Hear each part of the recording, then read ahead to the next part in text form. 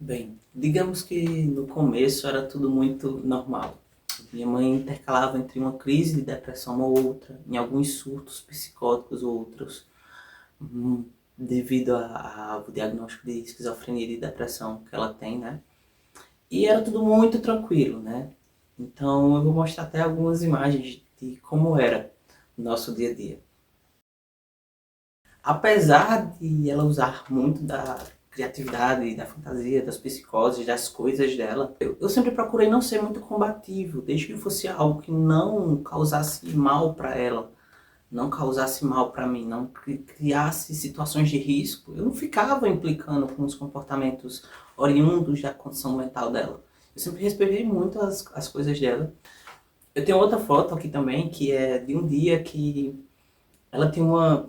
Eu vou chamar isso de mania, porque é um hábito ruim. Eu estava assistindo televisão e ela puxava o meu pé. Muito normal. Ela pegava o dedinho e puxava o meu pé. E ela sempre me matou de susto, várias e várias vezes. E o costume de casa vai à praça, né? Então, assim, quando eu trazia amigos para dormir aqui em casa, ela acordava eles, puxando o pé deles. É, isso aconteceu.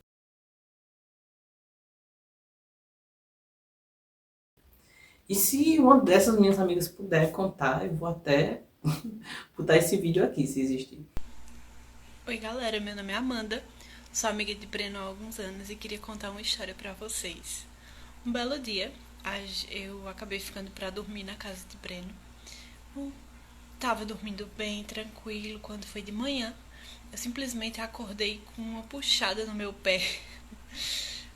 Olhei assim, não vi ninguém, aquela com medo de ter aparecido alguma coisa, de ter sido um bicho e tal. Quando eu simplesmente olhei, era a mãe de Breno. Ela é muito branca e eu acordei super assustada com ela puxando meu pé. E a gente ri disso até hoje. É uma história que a gente nunca esquece. A gente ri, inclusive, com ela. E essa cena marcou. O susto com a mãe de Breno pegando no meu pé. De manhã. Mas minha mãe tinha essa coisa de puxar o pé da gente, mas não só disso. Haviam dias que eram um verdadeiro presente, onde todas as manias, as psicoses, as alucinações iam embora e a gente tinha momentos de muita lucidez, a gente saía junto, a gente se divertia e era uma coisa muito íntima, muito nossa, era uma celebração muito minha mesmo. E ter esses dias das quais eu tinha uma mãe que eu conversava, que eu pedia conselhos, que estava lá. Mas na grande maioria dos dias eu tinha uma mãe em condição de vulnerabilidade mental. Até que um belo dia ela sofreu uma fratura, ela caiu no banheiro e aí quebrou o pé. Não quebrou o pé exatamente, ela fez ela quebrou um osso da região do pé. E a gente foi para o hospital em período de Covid, tudo bem. Ela se recuperou, voltou para casa para acolher melhor as necessidades dela.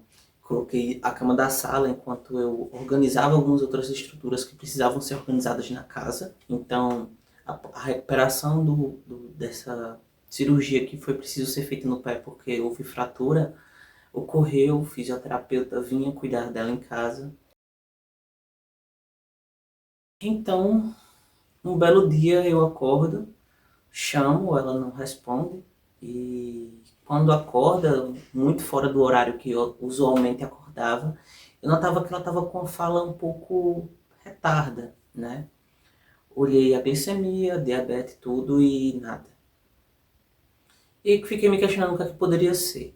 A pressão não estava tão alta assim, a medição da diabetes estava estabilizada, mas ela não estava respondendo normalmente, com todo o vigor que tinha, né? E eu chamei os paramédicos. E a gente foi direto para o hospital. Minha mãe tinha tido um AVC enquanto estava dormindo. E aquela retardação na fala era a situação de AVC.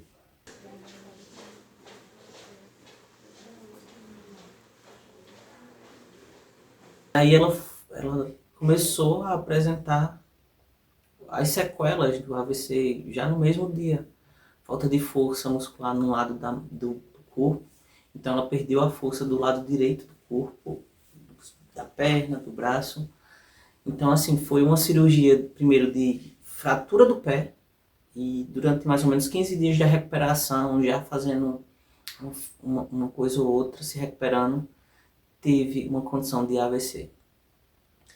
E aí depois disso, digamos que minha vida nunca foi a mesma.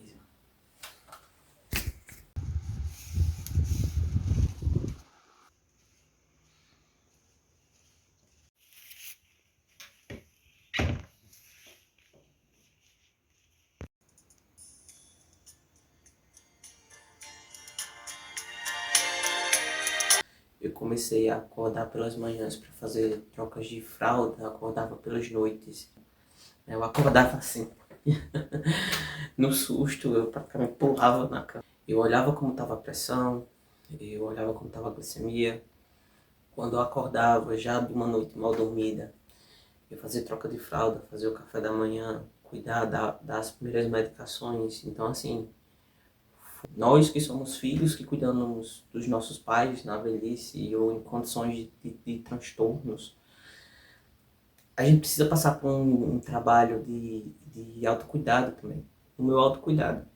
Então foi quando eu comecei a ter um pouco mais de ânimo, um pouco mais de clareza, um pouco mais de força para pensar os próximos passos, para compreender que a vida não tinha parado ali, porque eu passei um tempo parado ali. Eu passei meses, eu passei anos parado naquele lugar de cuidar, cuidar, cuidar, renunciar, renunciar. A vida não foi mais a mesma, de fato, acho que nem se eu quisesse poderia ser. E ela se encontra nesse estado de dependência ainda hoje, né? Mas não me toma mais a vida como tomava antigamente. No começo eu não tinha tanta experiência. Quem nos ensinam a ser filhos? Quem é que nos falam o que a gente precisa fazer? Quem é que nos orienta de fato a gerenciar isso tudo, né? Cuidar da gente, cuidar de um outro, ao mesmo tempo que a gente tem que projetar o nosso futuro, a gente tem que cuidar com zelo do presente. Então, assim, uma dica que eu dou para vocês primeiro, eu desejo que vocês não precisem parar como eu precisei, né? Que vocês consigam fazer com muita gestão esse cuidado, né? Eu deixo até um link na descrição de um material que com certeza vão ajudar vocês a ter esse caminho das pedras, né? Os 12 passos de como cuidar dos pais. Mas até eu compreender esses passos, eu fiquei com muita coisa na minha vida bloqueada. Eu abri mão de muitas experiências, eu abri mão de muitos vínculos, eu não me cuidei como eu deveria, eu vivia cansado, sobrecarregado, muitas vezes irritado, por não compreender por que aquilo tudo estava acontecendo e porque as coisas não melhoravam. Eu sofri muito. E é um sofrimento que eu não desejo para ninguém. Era como se todos os dias eu me despedisse mais um pouco, né, da minha mãe, porque eu não via melhora, eu não via, em alguns momentos, esperança, eu não via projeção de futuro, eu só via uma luta dia após dia. E assim, eu sempre tive os meus sonhos e os meus projetos, mas quando era de noite eu já estava tão cansado, que todos os dias se repetiam. Então, eu vou gravar esse material que vocês estão vendo, por exemplo. Tem anos que ele foi desejado, tem anos que ele foi escrito, que ele foi revisado, gravado. Desde o começo eu estou gravando tudo aí, vocês estão vendo. Mas o tempo para conseguir equilibrar, eu ainda não estava pronto. Até que eu fui descobrindo como fazer isso. Às vezes a gente fica tão sobrecarregado, a gente fica tão, né, naquele mundo que a gente não para muitas vezes, né? Mas enfim.